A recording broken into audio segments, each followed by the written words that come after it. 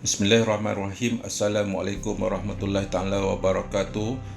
Yang dihormati semua pengetua dan guru besar Pejabat Pendidikan Daerah Petaling Perdana, saya Encik Muhammad Yusof bin Sudin, Kaunselor Pendidikan Daerah PPD Petaling Perdana, ingin berkongsi dengan semua pengetua dan guru besar berkaitan arahan berdasarkan surat yang diterima di Jabatan Pendidikan Selangor pada 6 bulan Mei 2021, iaitu berkaitan dengan pelaksanaan program meningkatkan kesedaran kesejahteraan psikologi warga Kementerian Pendidikan Malaysia tahun 2021.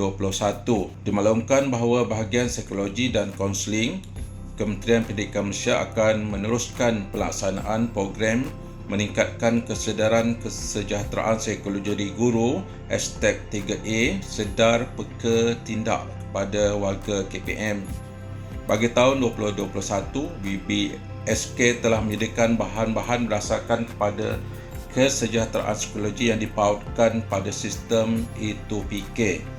Tajuk literasi kesejahteraan psikologi perlu disampaikan bermula bulan April 2021 hingga Disember 2021.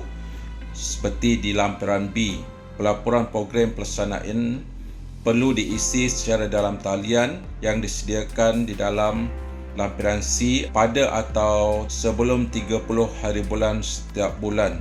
Sebab itu dimaklumkan bahawa pihak BBSK juga telah menghasilkan modul minda sejahtera yang digunakan oleh kaunselor pendidikan di bahagian IPGM, SPSK, JPN, UPSK, PPD, IPJK dan Kolej Matrikulasi kepada warga KPM yang telah dikenal pasti memerlukan perkhidmatan kaunseling.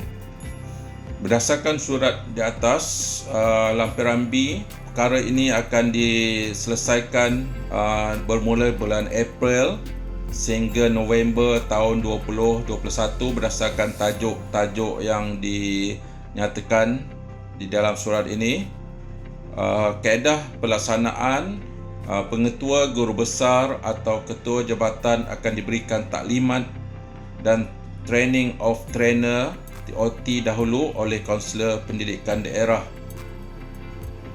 Pengetua dan guru besar atau ketua jabatan menyampaikan maklumat berdasarkan tajuk di atas kepada warga sekolah, guru dan kaki tangan secara bersemuka atau menggunakan medium atas talian seperti Google Meet, Webex, Zoom atau lain-lain yang difikirkan sesuai.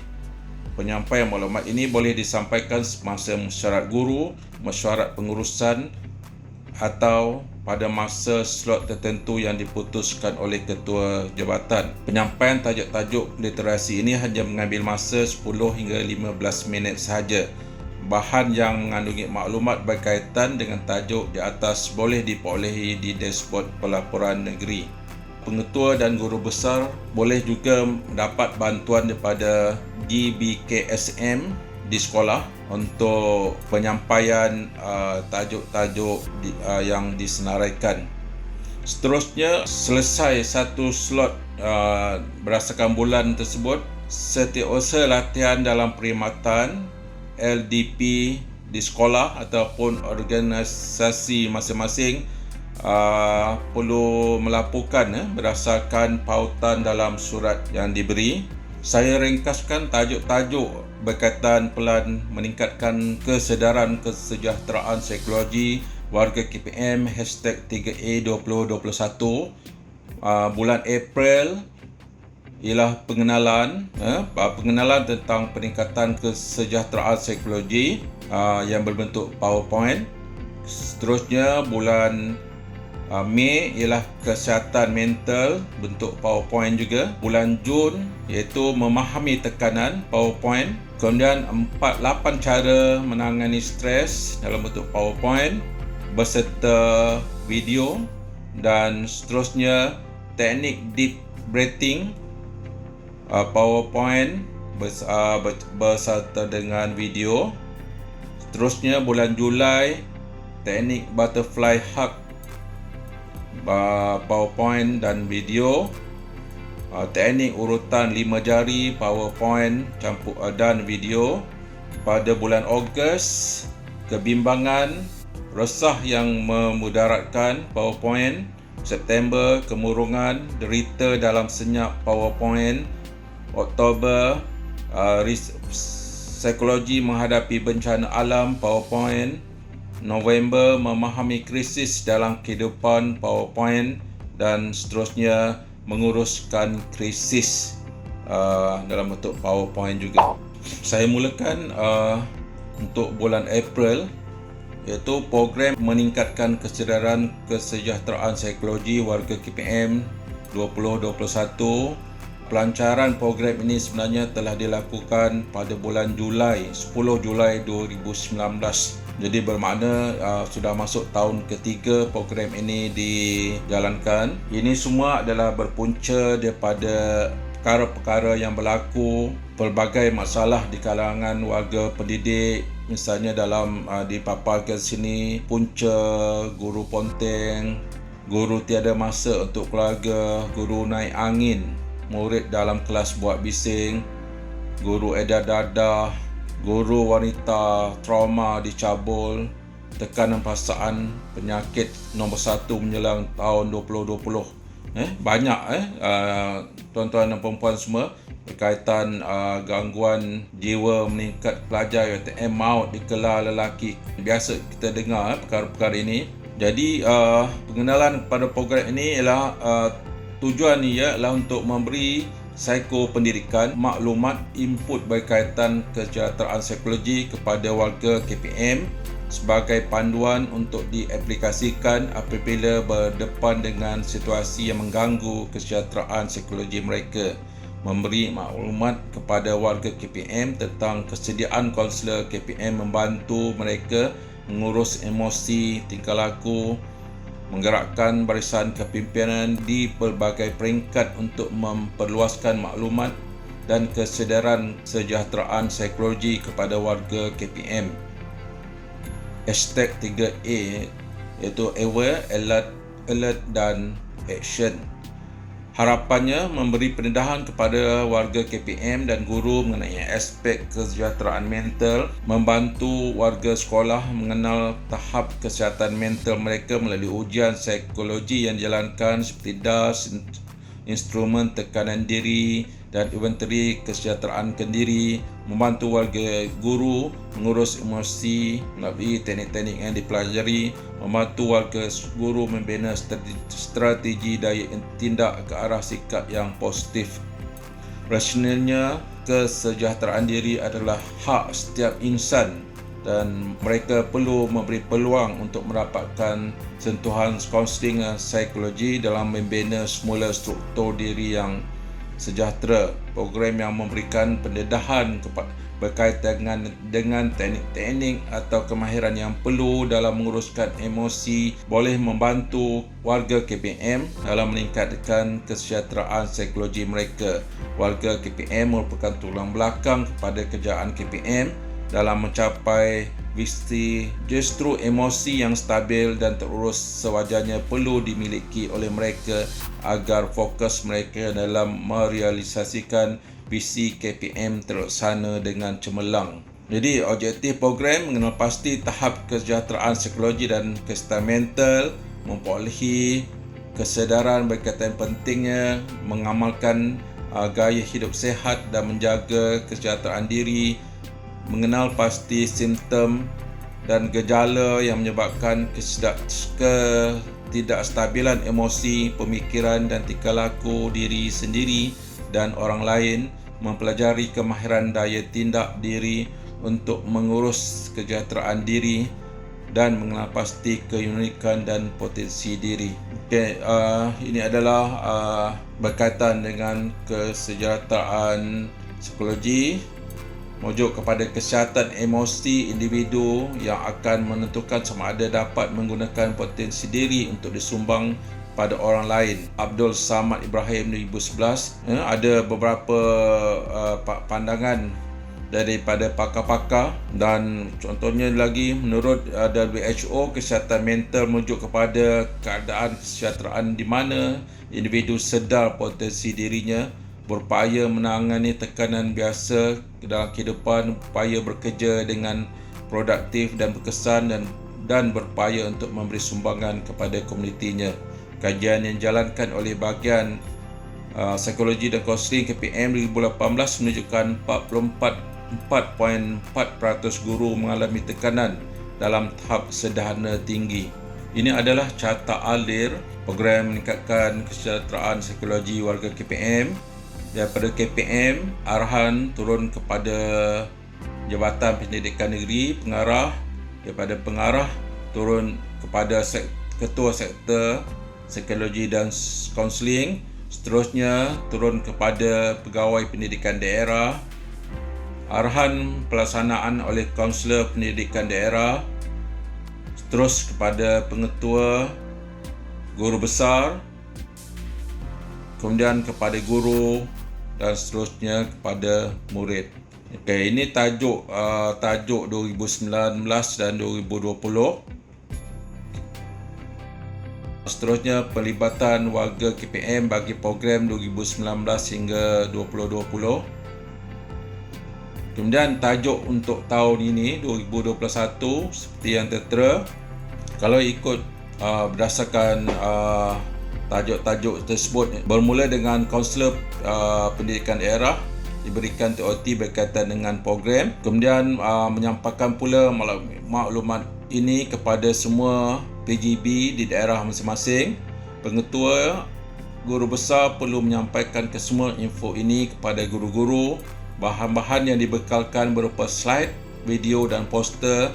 Guru-guru akan menyampaikan maklumat kepada murid-murid merentas kurikulum dan co-kurikulum.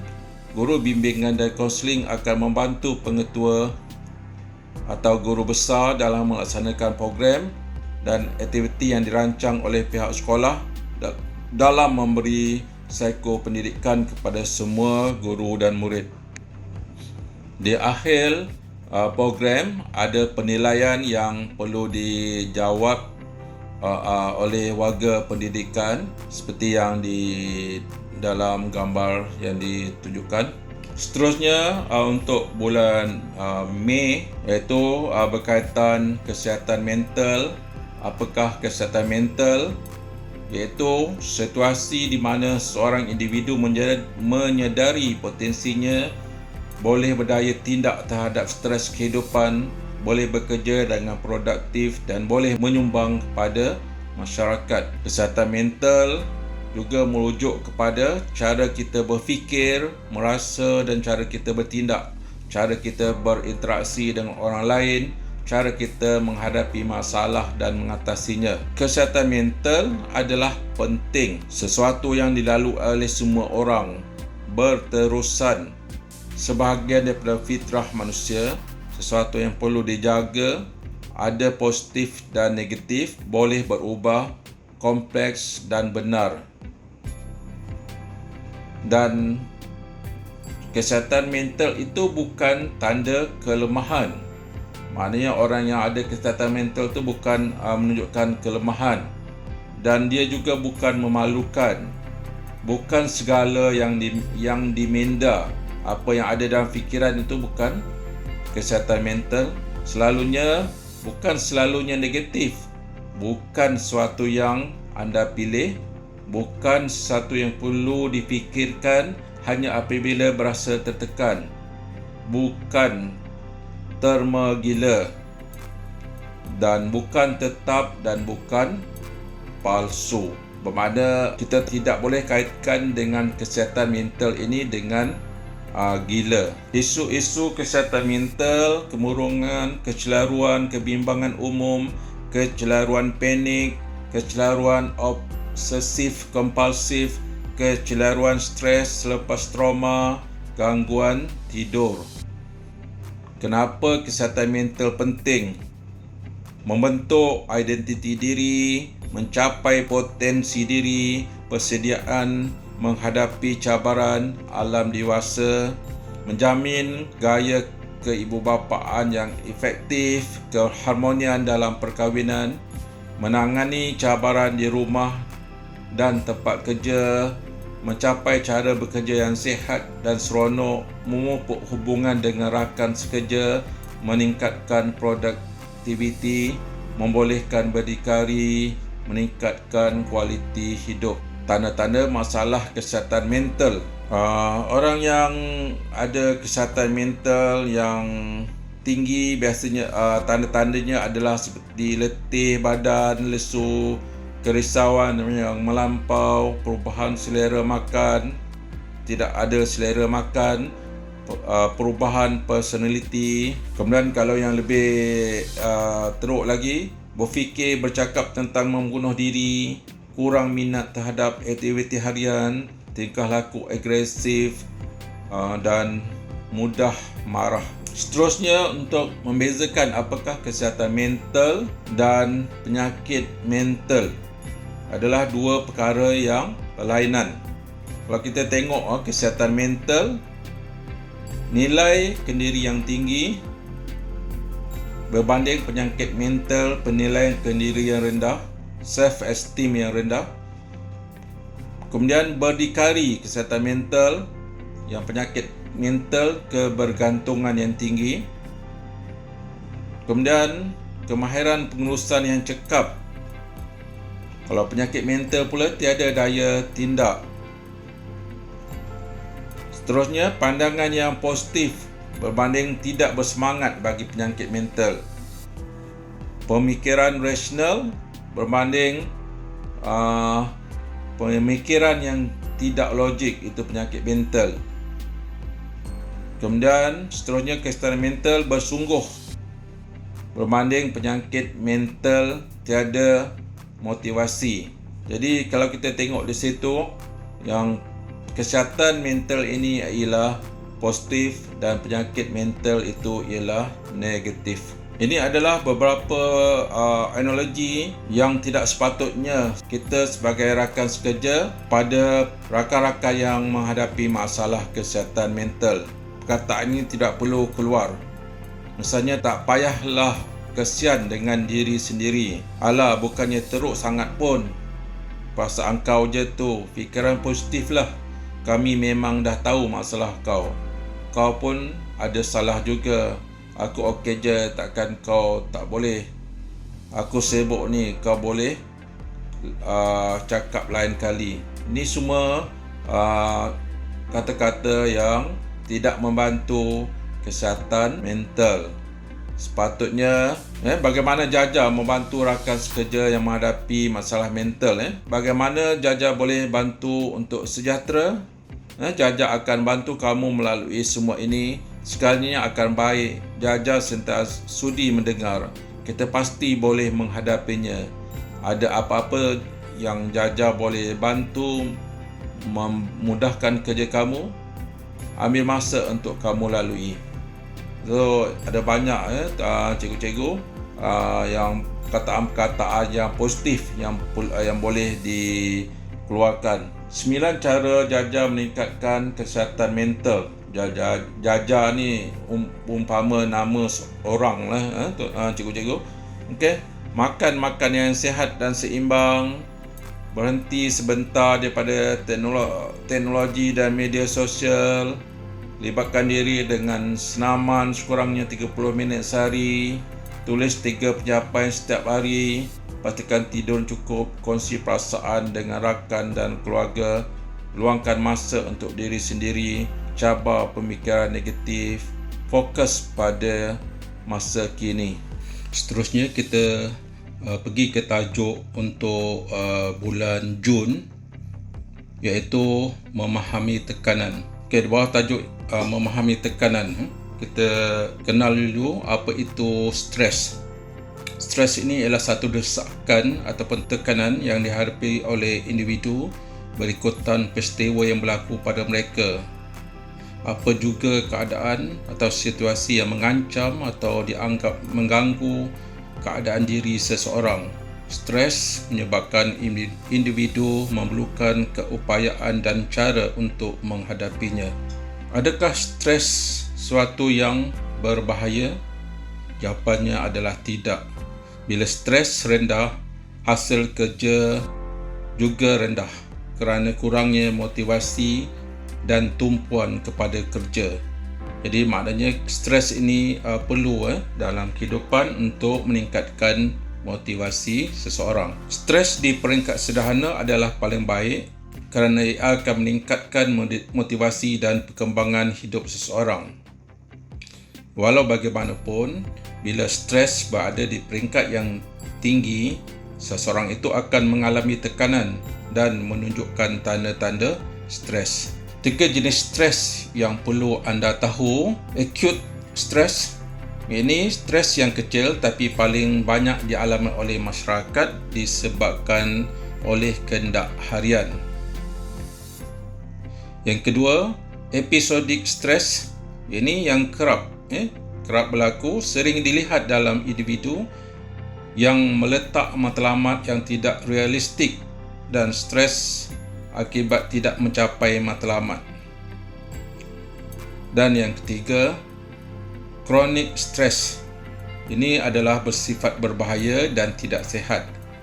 Stres yang berterusan boleh membawa kepada kesihatan fizikal dan psikologi. Punca-punca stres iaitu yang pertama, stres ancaman, survival.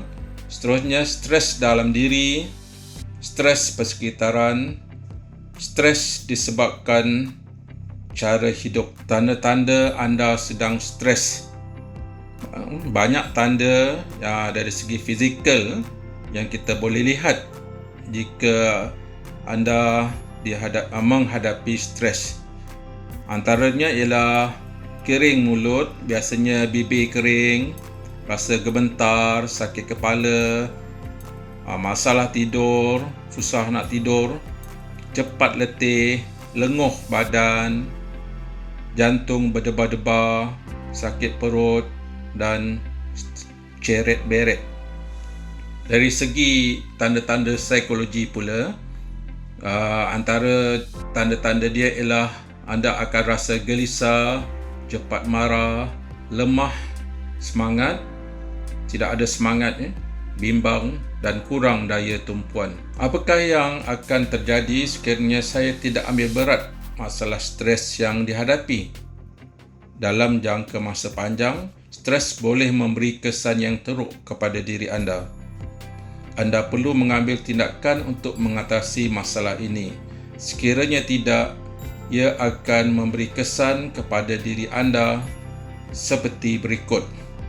Antaranya ialah mudah letih dan cepat penat, kekecewaan, hilang semangat ataupun burnout. Apa perlu saya lakukan untuk mengurangkan stres?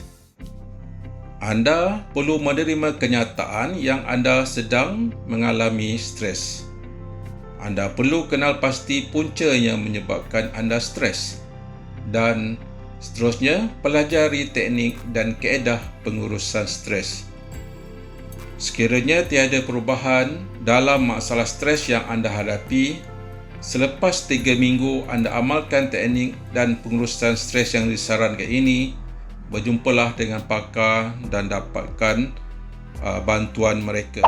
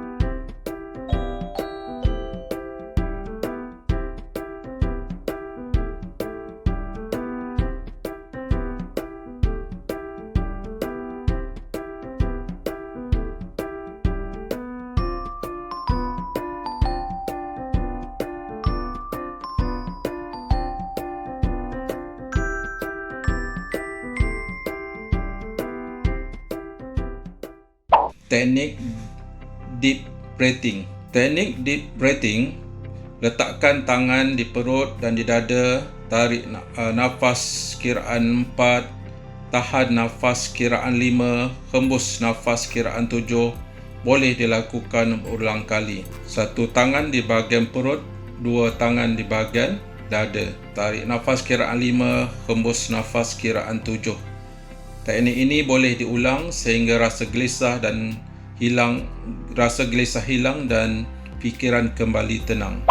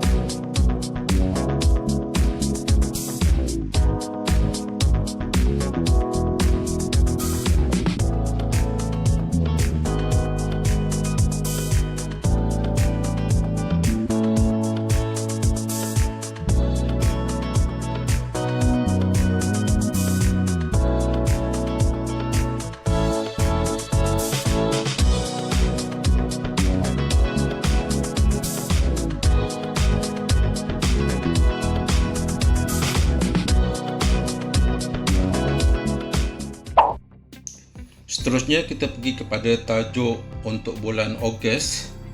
Ini Kebimbangan, resah yang memudaratkan. Kebimbangan adalah reaksi minda dan tubuh terhadap situasi tertekan, berbahaya atau situasi yang tidak biasa. Ini adalah rasa tidak selesa, kesusahan atau ketakutan yang anda rasakan sebelum peristiwa penting.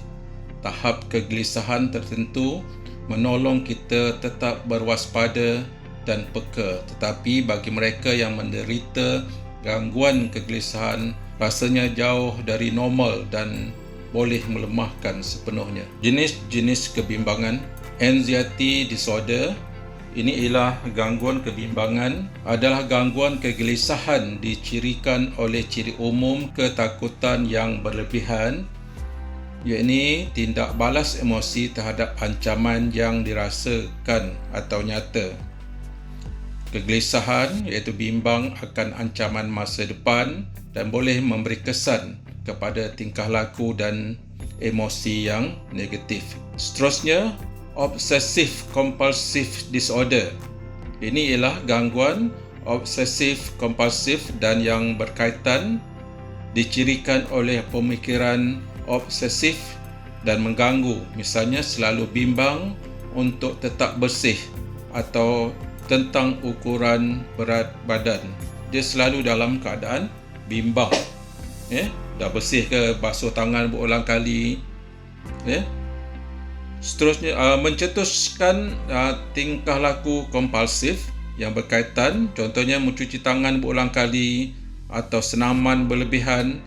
Tingkah laku ini dilakukan untuk mengurangkan kegelisahan yang berkaitan dengan pemikiran obsesif. Biasanya individu ini akan melakukan sesuatu perkara itu berlebihan. Trauma dan stressor related disorder ialah gangguan kecemasan yang berkaitan dengan trauma dan stres berkaitan dengan pengalaman trauma. Contohnya, kematian yang tidak dijangka dari orang yang disayangi, kemalangan kereta atau kejadian ganas seperti perang atau serangan seksual ataupun tekanan seperti penceraian. Punca kebimbangan, comorbidity, iaitu kehadiran lebih daripada satu gangguan pada orang yang sama. Macam-macam masuk ke fikiran individu ini.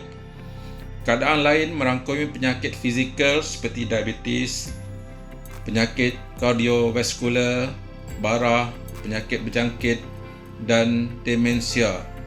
Gangguan mental yang cenderung menunjukkan comorbidity juga merangkumi gangguan makan, gangguan kegelisahan dan penyalahgunaan bahan, ambil dadah ataupun minuman keras. Faktor genetik merupakan faktor risiko yang diwarisi daripada keturunan. Ia berisiko dalam semua jenis kebimbangan. Persekitaran mengalami peristiwa yang menekan juga berkaitan dengan perkembangan kebimbangan. Peristiwa yang menekan pada masa kanak-kanak termasuk mengalami kesulitan penderaan seksual, fizikal atau emosi, atau kehilangan atau perpisahan ibu bapa boleh meningkatkan risiko mengalami kebimbangan kemudian hari peristiwa lampau pada individu tersebut. Keadaan kesihatan yang kronik juga dapat meningkatkan risiko gangguan kebimbangan. Menjaga pesakit kronik yang signifikan dari ahli keluarga atau orang tersayang juga merupakan faktor yang boleh menyebabkan kebimbangan. Gaya hidup. Pilihan gaya hidup yang dapat mempengaruhi risiko secara signifikan. Penggunaan tembakau atau kafein yang berlebihan dapat meningkatkan kegelisahan. Seterusnya, demografi, keadaan sesuatu tempat tersebut. Bagaimana mencegah? Antaranya, relaksasi, bertenang, fikiran positif, pemakanan yang sihat dan juga seimbang, rehat yang sempurna dan mencukupi, bersenam ataupun bersukan dan tidur yang cukup. Sedar, peka dan tindak. Kenal pasti punca atau pencetus dan mendapatkan pemahaman tentang bagaimana ia mempengaruhi mood dan tingkah laku anda.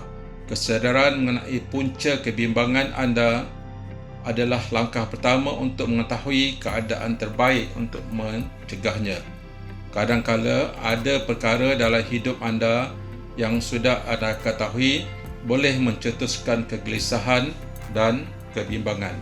Sebaik saja anda mengenal pasti punca ataupun pencetus, anda boleh mula mempraktikkan strategi mengatasi yang dapat menenangkan kegelisahan dan kebimbangan anda sebelum dan ketika ia berlaku. Sekiranya anda dapat mengenal pasti bahawa setelah seharian bekerja dan melayani keluarga, anda sering merasa keletihan. Bagi mengatasi kegelisahan dengan semua perkara yang perlu anda lakukan, anda boleh meluangkan masa untuk diri sendiri di mana anda dapat berehat, bersenam atau melakukan aktiviti yang menyeronokkan yang anda tahu dapat membantu mengurangkan kerisauan anda. Menjaga diri adalah penting untuk menjaga orang lain. Sebelum kita boleh jaga orang lain, kita pastikan diri kita sihat dulu. Dan satu lagi di situ, bila suatu keadaan kebimbangan itu datang, kita cepat-cepat bertindak. Jangan tunggu sehingga keadaan itu menjadi lebih teruk. Okey, ini adalah ciri-ciri kerisauan berbanding kebimbangan.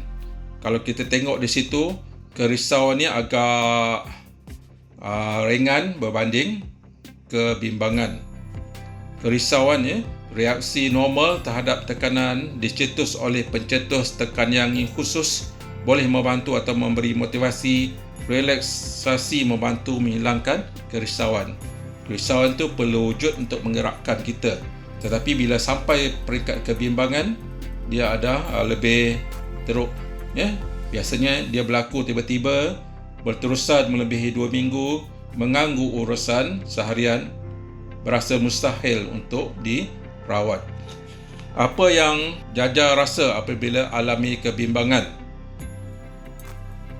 Tanda-tanda kebimbangan: sesak nafas, hilang selera makan, berpeluh, sakit kepala, tekanan darah meningkat, menyendiri, cepat penat.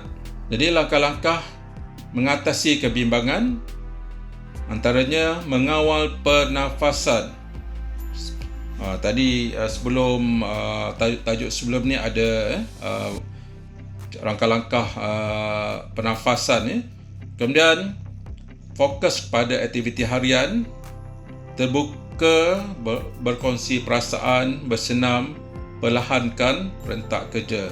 Kalau yang terlalu fokus pada pekerjaan tu, kurangkan sedikit untuk mengurangkan rasa bimbang tersebut. Tajuk untuk bulan September: kemurungan, derita dalam senyap. Kemurungan adalah gangguan perasaan seseorang yang menyebabkan seorang itu berasa sedih yang berpanjangan, keletihan dan ketiadaan tenaga, cepat marah serta hilang minat dalam aktiviti harian. Ia berlarutan sekurang-kurangnya dalam masa 2 minggu. Penyakit ini boleh dihadapi oleh siapa saja dan tidak kira umur, jentina atau bangsa. Kemurungan boleh berlangsung sehingga berbulan-bulan, malahan bertahun-tahun. Penyebab kemurungan: perubahan kimia dalam otak, iaitu berlaku ketidakseimbangan kimia. Baka keturunan, seorang yang mempunyai keluarga yang pernah menghadapinya, dan persekitaran, peristiwa hidup dan kekurangan sokongan keluarga dan sosial. Penyebab kemurungan seterusnya, ubat-ubatan. Setengah-setengah jenis ubat darah tinggi boleh mencetuskan episod kemurungan. Walau bagaimanapun, ia beransur hilang apabila ubat tersebut diberhentikan. Penyakit-penyakit lain, suatu penyakit lain seperti gangguan fungsi tiroid, hypothyroidism boleh menyebabkan kemurungan. Corak pemikiran, terdapat corak tertentu dalam pemikiran yang boleh mencetuskan kemurungan. Ini termasuklah bagaimana persepsi kita kepada diri sendiri, kehidupan dan dunia keseluruhannya. Stresor, iaitu punca stres, juga berupaya mencetus episod kemurungan sekiranya tidak dikawal. Maknanya punca-punca stres tadi bila terlalu bila berat sangat, dia dah pergi kepada kemurungan. Peristiwa lain yang boleh mencetuskan kemurungan termasuklah penyalahgunaan dadah atau ketagihan arak, mengidapi penyakit serius, tinggal dengan orang yang mengidapi penyakit tersebut, kehilangan orang yang disayangi dan baru melahirkan anak. Jadi maknanya kalau tinggal menjaga orang yang berpenyakit yang serius juga, orang yang penjaga itu pun boleh menyebabkan kemurungan. Tanda-tanda dan gejala kemurungan: kesedihan atau kekosongan perasaan yang berpanjangan, hilang minat atau keseronokan terhadap hobi dan aktiviti-aktiviti lain yang biasanya mendatangkan keseronokan, cepat rasa letih dan tidak bertenaga, perasaan pesimistik dan mudah putus asa, perasaan bersalah, rasa diri tidak berguna. Tanda-tanda gejala kemurungan: gangguan tidur, bangun terlalu awal atau berlebihan tidur. Ada masanya dia tidak boleh tidur, ada masanya awal-awal lagi pukul 4, pukul 3 dah bangun, ada ketikanya tidur yang berlebihan. Hilang selera makan dan penurunan berat badan, rasa lebih baik mati, kadang-kala disertai dengan percubaan bunuh diri, rasa tidak tenteram dan mudah marah, kurang daya tumpuan dan ingatan, sukar membuat keputusan, simptom fisiologi seperti sakit kepala, sakit-sakit badan dan gangguan penghadaman, kurang nafsu seksual, pergerakan menjadi terhad ataupun kaku atau menjadi resah gelisah, mudah cemas dan fobia. Siapa yang berisiko Ini orang yang pernah mengalami kemurungan pada masa lepas, peristiwa lepas, mempunyai ahli keluarga yang mengidapi kemurungan, mengidapi penyakit kronik seperti kanser, diabetes, hipertensi, sakit buah pinggang, strok, sakit jantung dan kesakitan yang berpanjangan, hilang anggota tubuh badan secara tiba-tiba, kematian orang yang disayangi secara tiba-tiba, perceraian, masalah rumah tangga, masalah keluarga, penyalahgunaan dadah dan arak, pengambilan ubat-ubatan tertentu, mangsa penderaan, tekanan di tempat kerja, pernah mengalami penderaan semasa kanak-kanak, kecenderungan mudah risau atau kebimbangan, perasaan sedih semasa dalam pantang selepas bersalin dan juga krisis ekonomi.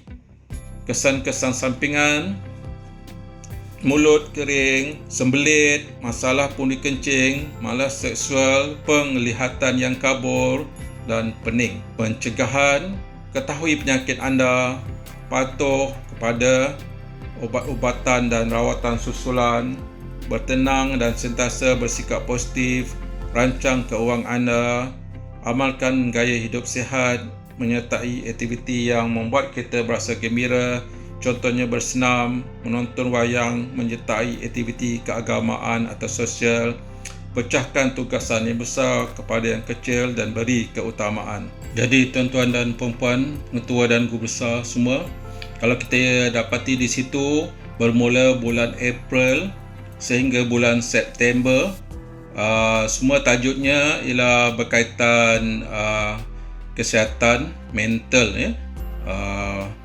daripada stres yang agak teruk, kemudian daripada stres jika tidak dikawal dia pergi pada kebimbangan, dan seterusnya. Kalau lagi teruk dia pula pergi kepada kemurungan. Seterusnya untuk tajuk bulan Oktober, kita pergi pada tajuk yang agak lain sikit, iaitu psikologi menghadapi bencana alam. Krisis bencana alam dan kesejahteraan psikologi. Konsep asas krisis. Setiap manusia mengalami krisis. Intensiti krisis adalah berbeza bagi setiap individu bergantung kepada cara mereka mempersepsi dan cara gaya hidup menangani sesuatu krisis. Krisis merupakan satu keadaan yang berlaku tanpa diramal dan menyebabkan individu dalam keadaan terganggu dan bercelaru. Krisis berlaku apabila keseimbangan psikologi manusia terganggu dan mekanisme menangani masalah tidak mampu membawa semula individu kepada keseimbangan itu. Apa-apa kejadian menimbulkan tekanan atau situasi bahaya berpotensi untuk mencetuskan krisis. Antara acara atau situasi yang berlaku pada akhir siri tekanan mungkin kecil menjadikan keadaan lebih daripada individu dapat menangani. Krisis berbeza dengan tekanan kerana krisis mengakibatkan tempoh struktural yang teruk disebabkan oleh kegagalan individu mengatasi kelangsungan hidup dan kekurangan sumber atau kedua-duanya. Dia maknanya daripada tekanan dia beralih kepada krisis. Bencana membawa kepada krisis.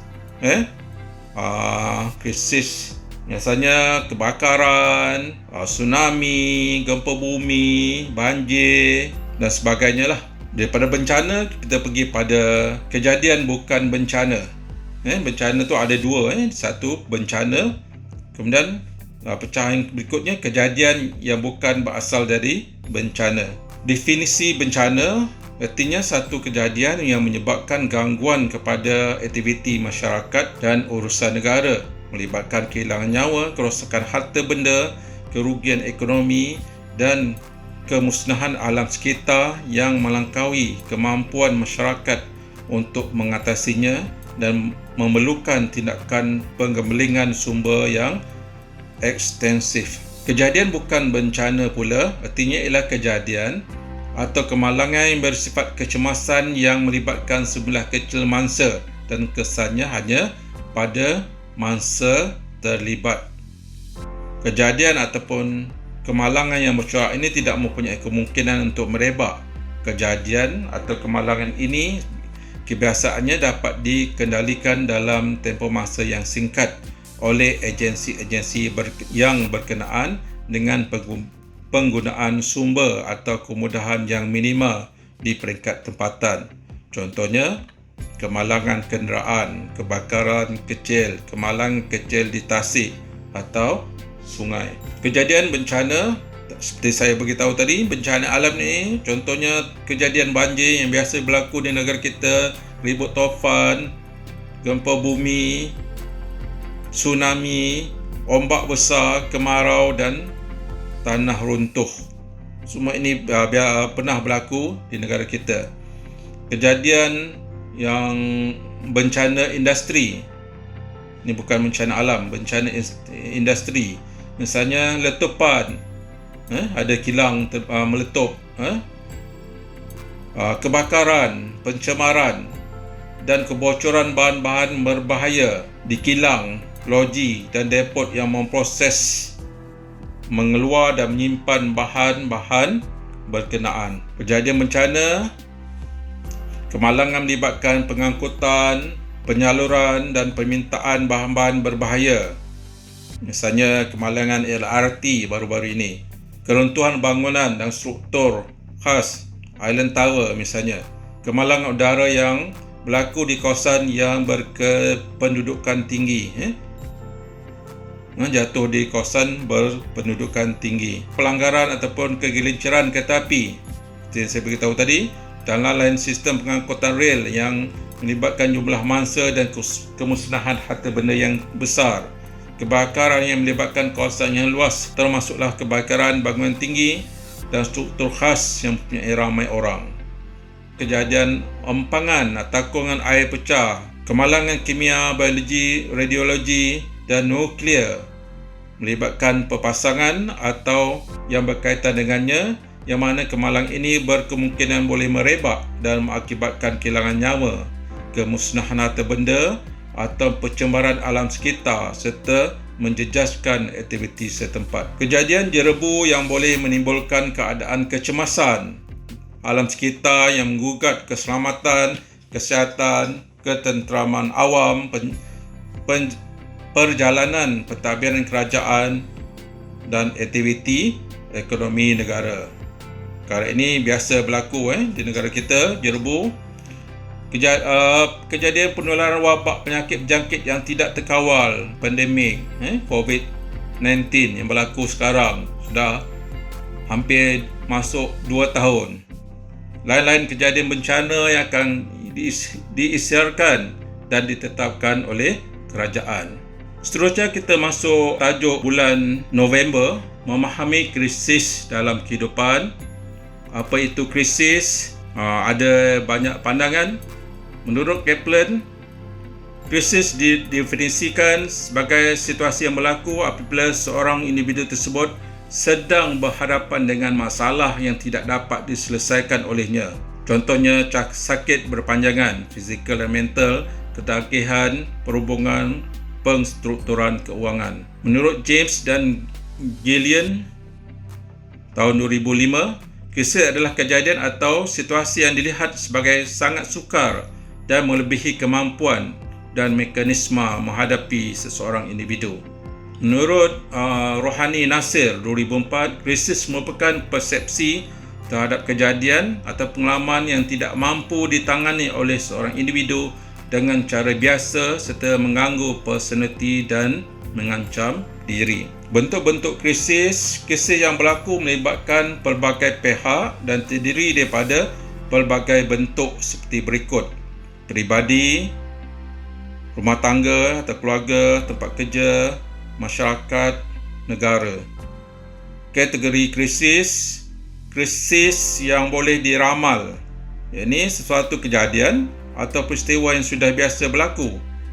Individu dapat mengawal krisis tersebut, sudah mempersiapkan diri untuk menghadapinya. Ini boleh dikawal.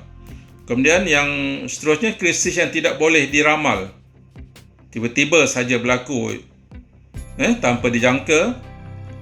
Contohnya peristiwa krisis adalah kemalangan, kematian mengejut, bencana alam seperti gempa bumi dan sebagainya. Jenis-jenis krisis: krisis perkembangan, krisis situasi, krisis adventitious ataupun sosial. Krisis perkembangan juga disebut sebagai krisis kematangan atau dalaman. Terjadi pada setiap tempoh peralihan dalam pertumbuhan dan perkembangan yang normal. Individu dikenaki membuat perubahan kognitif, tingkah laku dan emosi semasa tempoh peralihan. Contohnya, bagi pelajar hari pertama di universiti, persaraan, perkahwinan, menopause, ini benda-benda yang baru berlaku. Juga disebut krisis situasi, juga disebut sebagai krisis kebetulan atau tidak disengajakan, accidental, tindak balas terhadap kejadian traumatik yang tiba-tiba dan tidak dapat dielakkan. Sebahagian besar situasi yang berlaku mempengaruhi identiti dan peranan seseorang. Bahaya yang berlaku tanpa diramal, contohnya kecacatan fizikal akibat kemalangan, diberhentikan kerja secara tiba-tiba, gagal dalam pengajian dan penceraian. Okey, ini antara contoh-contoh krisis kemalangan, kejadian bunuh diri, COVID-19. Okey, seterusnya krisis adventitious ataupun krisis sosial. Krisis yang tidak disengajakan, tidak biasa dan tidak dijangka, mengakibatkan banyak kerugian dan perubahan persekitaran yang radikal. Contohnya gempa bumi, tsunami, banjir, peperangan penyakit berjangkit, taufan. Mengurus krisis. Punca krisis tadi, ada banyak punca: kekecewaan, kehilangan, trauma, kesusahan hidup, kesedihan, kelesuan. Kesan krisis: memahami dan menyedari reaksi tekanan dalam krisis bencana, mengenal pasti gejala dan tanda yang memerlukan intervensi dan pemulihan lanjut. Memahami bencana kesihatan mental akibat daripada krisis. Bencana krisis adalah peristiwa yang luar biasa. Tidak ada dua bencana yang sama. Tiap kejadian bencana itu tidak sama antara satu dengan lain. Dia berbeza daripada tempoh masa, tempat dan sebagainya. Tidak ada dua mangsa yang sama. Orang yang terlibat biasanya orang yang berlainan. Memang orang yang berlainan. Tidak ada dua pengalaman bencana yang sama. Walaupun krisis, tajuk krisis ni sama, misalnya katalah banjir, tapi pengalaman tu berbeza. Tidak ada dua pengalaman respon dan pemulihan yang sama. Cenderung dikaitkan dengan reaksi khusus di kalangan mangsa yang selamat. Oleh itu, persepsi dan tanggapan individu terhadap peristiwa yang dikongsi akan berbeza. Kesan krisis pergi kepada kesan sosial, kesan kesihatan, kesan psikologi, kesan ekonomi dan kesan fizikal. Semua ini adalah berkait dengan krisis. Kesan krisis fizikal dan kesihatan, misalnya kematian, kecederaan, kehilangan anggota badan, penyakit berjangkit. Kesan sosial, corak kehidupan, perubahan secara tiba-tiba corak kehidupan, ketidakpastian mengenai masa depan, realiti kehidupan harian makin menekan. Dinamika keluarga, perubahan dinamika keluarga. Sokongan sosial, perubahan atau kehilangan sokongan sosial komuniti setempat, perubahan atau kehilangan komuniti setempat. Kesan ekonomi, kerosakan atau kehilangan tempat tinggal, kehilangan pekerjaan, pengangguran, kerosakan infrastruktur. COVID-19, kerugian ekonomi, jauh atasi krisis kewangan global 2009. Setiap hari negara kehilangan berbilion ringgit setiap hari oleh kesan COVID-19. Mengatasi semua krisis-krisis yang ada sebelum ini. Contohnya di kerugian akibat banjir yang kerap berlaku di pantai timur. Misalnya di Kelantan, aquaculture 20.1 juta ni pada setiap kali krisis. Perikanan 1.107 juta. Industri asas tani 12.4 juta. Kemusnahan infrastruktur 28.5 juta. Jadi bila ada saja banjir, perkara ini akan berlaku. Kerugian akan berlaku dalam banyak bentuk. Kesejahteraan psikologi, perubahan gaya hidup secara tiba-tiba. Kesan krisis, kesan krisis ekonomi, kekurangan keuangan, perubahan ataupun kehilangan sokongan sosial, kehilangan atau kematian. Semua ini berlaku. Kesan krisis psikologi, acute stress disorder, post-traumatic stress disorder, kecelaruan penyesuaian, adjustment disorder, kecelaruan kebimbangan, anxiety disorder, kecelaruan kebimbangan umum, generalized anxiety disorder, kecelaruan panic disorder, fobia, kehilangan, kesedihan, kekecewaan dan marah. Seterusnya, kemurungan, depression. Perkara-perkara yang perlu dilakukan semasa dan selepas krisis: kenal pasti simptom psikologi, cabut tangan dan sokongan serta rujukan. semasa dan selepas krisis, mengenal pasti simptom psikologi, peka dengan tingkah laku dan percakapan, menunjukkan sifat yang berbeza daripada sebelumnya, berkemungkinan sedang menghadapi krisis. Sebagai contoh, suka menyendiri, perubahan kebiasaan penampilan. Campur tangan dan sokongan segera. Campur tangan segera apabila mengetahui ahli keluarga terdekat atau rakan sedang dalam krisis. Sistem sokongan, support system, sokongan emosi, pendengar yang baik, memberikan harapan dan kata-kata positif, kesan sentiasa rasa dihargai dan ada yang menyokong dirinya menghadapi krisis yang dihadapi. Membuat rujukan segera.